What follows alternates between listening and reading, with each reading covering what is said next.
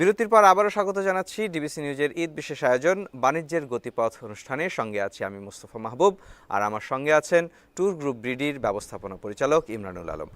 ইমরানুল আলম, বিরতির আগে যেমন কথা হচ্ছিল যে আসলে মাস্টার প্ল্যানের কথা আমরা শুনি, এই মাস্টার প্ল্যান আসলে কি অবস্থায় আছে বা আদৌ সেটা আলোর মুখ দেখবে? আসলে গভর্নমেন্টের এই যে একটা পার্ট অনেক বছর ধরে আমরাও শুনছি আসলে সেটা আসলে আলোর মুখ আমরা এখনো দেখিনি বা কোনো প্ল্যান আসলে পাইনি। আমরা মাঝখানে শুনেছি যে মাস্টার প্ল্যান হচ্ছে, ইভেন মাঝখানে যে অন্তর্বর্তীকালীন সরকার ছিলেন ওনারাও আসলে বলেছেন, রেজওয়ানা ম্যাম ছিলেন বা আরও কারা দায়িত্ব ছিলেন যারা, একটা রোড ম্যাপ আসছে, একটা মাস্টার প্ল্যান আসছে, আসলে আসছেই এখনও আছে, আমরা এখনও পাইনি। তো আমি চাইবো যে বর্তমান যে সরকার এসেছেন অনেক প্রমিজিং আমরা দেখছি বা পরিবর্তিত পরিবর্তিত বাংলাদেশের একটা স্বপ্ন দেখাচ্ছেন। এখন আমরাও সেই স্বপ্নের সারথি হতে চাই।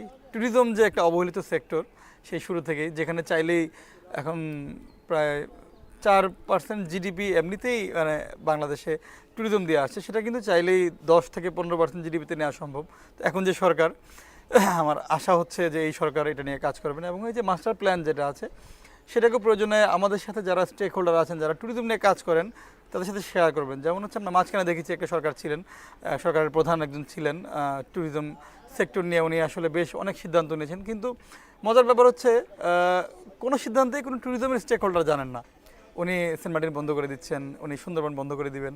তো এটা যেন বর্তমান সরকারের না হয়, আমাদেরকে নিয়ে সিদ্ধান্ত নিচ্ছেন যেহেতু, যারা সেখানকার ভুক্তভোগী হতে পারেন একটা সিদ্ধান্তের কারণে অথবা বেনিফিটেড হবেন, তাদেরকে নিয়ে যদি সিদ্ধান্তগুলো নেওয়া হয়, অংশীজন যাকে বলে বা স্টেক হোল্ডার যাকে বলে, তাদেরকে নিয়ে সিদ্ধান্তগুলো নেওয়া হোক, তাহলে আমার মনে হয় যে বাংলাদেশের প্রত্যেকটা সেক্টরের পাশাপাশি ট্যুরিজমটাও একটা লিডিং পর্যায়ে চলে যেতে পারে।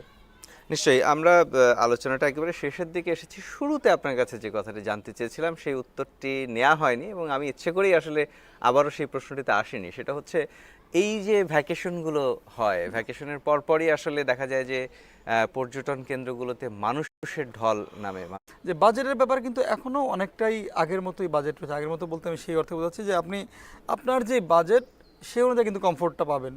আপনি 5 স্টারের কমফোর্টের চিন্তা করে যদি ধরেন একদমই স্ট্যান্ডার্ড ক্যাটাগরির বাজেট চিন্তা করেন, তাহলে কিন্তু কোনোভাবে ম্যাচ করবে না। সো এখনও আপনি চাইলে এখন সাজেক কিন্তু খোলা রয়েছে, সাজেক যেতে পারছেন, পাহাড়ি যারা পাহাড় পছন্দ করেন। বান্দরবন আছে, তারপর সুন্দরবন কিন্তু এখনও যেতে পারছেন এবং বিভিন্ন বাজারের শিপ আসলে রয়েছে।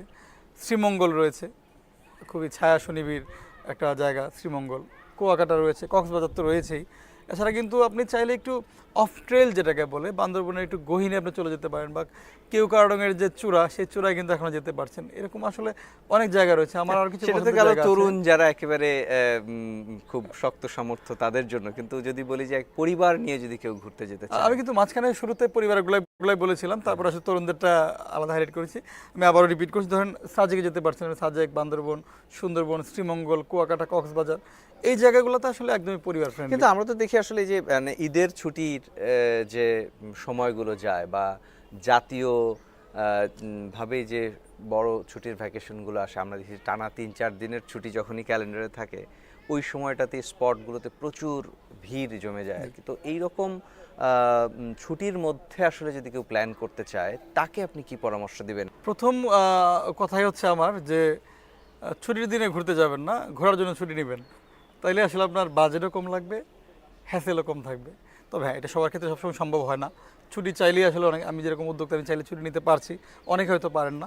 তারপরে আমার প্রথম পরামর্শ থাকবে যে ছুটি আলাদা করে নিন ঘোরার জন্য, ঘোরাটা এনজয় করতে পারবেন, বাজেটটা কম লাগবে। এখন যেমন ঈদের সময় প্রত্যেকটা রিসোর্টের বা প্রত্যেকটা জায়গায় কিন্তু একটা র্যাক রেট থাকে, এটা বাইরের দেশেও এই প্র্যাকটিসটা আছে।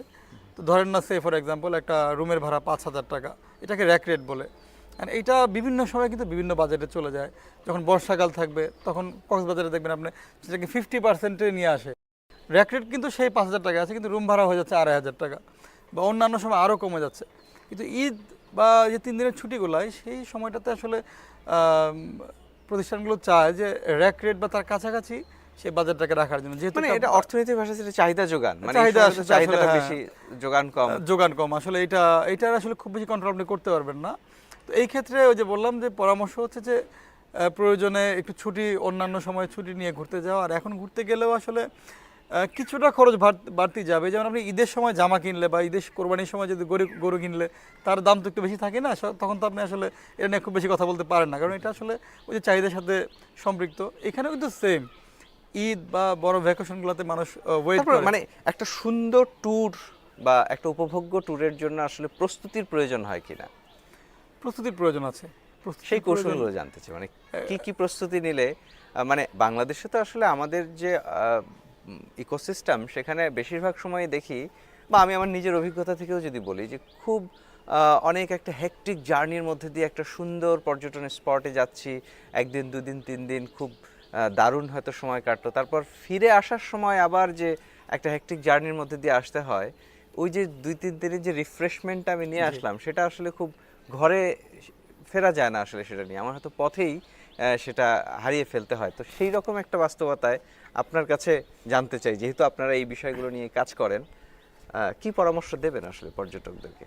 তরুণ পর্যটক আর আসলে একটু ম্যাচিউরড পর্যটক, এই দুইটার মধ্যে তো পার্থক্য আছে। আসলে তরুণ পর্যটক চাইলে যে কোনো জায়গায় যখন ইচ্ছা চলে যেতে পারছে। যেহেতু আপনার প্রশ্নটা ছিল হচ্ছে যারা পরিবার নিয়ে ঘুরতে যেতে চান তাদের জন্য আসলে আমার মনে হয় যে এই ক্ষেত্রে ট্যুরিজম যে স্পটটা সেটা বাছাই করা খুবই গুরুত্বপূর্ণ।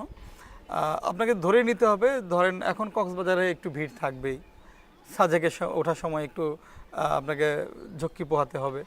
তো এই যেমন এখন যদি আপনি পরিবার নিয়ে একটা সেফ অ্যান্ড সিকিউরড এবং খুবই প্রাণবন্ত একটা ট্যুর চান, আমার কাছে মনে হয় যে প্রথম পছন্দ আপনার হতে পারে শ্রীমঙ্গল, কমলগঞ্জ, শ্রীমঙ্গল। এই অঞ্চলটা আসলে খুব একটা ক্রাউডেড হয় না।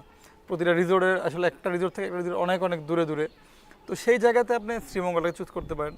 আমাদের সুন্দরবন আবার জুন মাস থেকে বন্ধ হয়ে যাবে, সো জুন মাসের আগে এখন সুন্দরবনে যাওয়াটা খুব ভালো সময়, সুন্দরবন ঘুরে আসতে পারেন। বান্দরবনকে আমি হাইলাইট করছি যে বান্দরবন এবং রাঙামাটি একটা ভালো জায়গা। বাংলাদেশের আমার মনে হয় যে আন্ডার রেটেড জায়গার মধ্যে একটা জায়গা হচ্ছে রাঙামাটি। রাঙামাটি আসলে এত ডাইভার্সিফাইড, আমি যখন দেশের বাইরে গিয়েছি আমার কাছে মনে হয়েছে আপনার ইন্দোনেশিয়ার যে বালির অনেকটা জায়গা হচ্ছে বাংলাদেশের রাঙামাটির মতো। আমি তখন ওখানে আমার যারা ট্যুরমেট ছিল তাদেরকে গল্প করে বলেছিলাম, অনেকে হেসেছিল। পরে যখন আবার তাদেরকে নিয়ে এই টিমটা নিয়ে আমি রাঙামাটি এসেছি বাংলাদেশে, আসার পরে তারা বলেছেন না, ভেরি সিমিলার। তো রাঙামাটি কিন্তু খুব সুন্দর একটা জায়গা। এই জায়গায় আপনার গেলে কখনোই হ্যাকটিক মনে হবে না, আপনি রাঙামাটি চুজ করতে পারেন। এছাড়াও আর তরুণদের জন্য কিছু বলি, যেহেতু তরুণরা আমিও তরুণ একজন মানুষ, তরুণদের জন্য আসলে এই সময়টিতে ট্রেকিং, ক্যাম্পিং কিংবা আসলে বান্দরবনে একটু গহীনে চলে যাওয়া, কেওক্রাডাং চলে যাওয়া, এই পাগলামিগুলো করার একটা ভালো সময় রয়েছে। ইমরান আলম, আপনি আমাদেরকে সময় দিয়েছেন এরকম একটা ছুটির দিনে, আনন্দ ঘন সময়ে, এই জন্য আপনাকে অসংখ্য ধন্যবাদ। আপনাদেরকে ধন্যবাদ।